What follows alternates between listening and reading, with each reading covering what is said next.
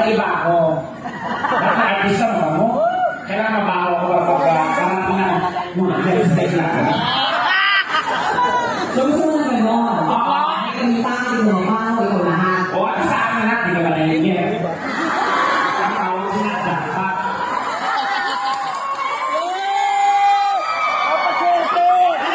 Wala naman sa sabi.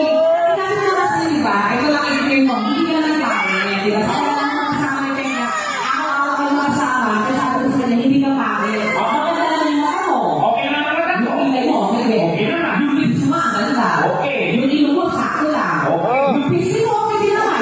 Oh, ano problema? Hindi lang sila magkasundo. Yung mga gap. Inday mo Wala pa. kasi.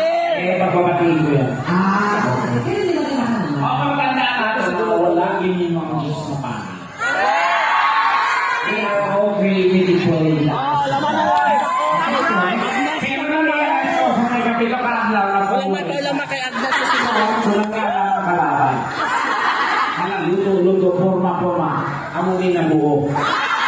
Kasi sa time na wala ka sa quality control. Ano meron? Factory defect.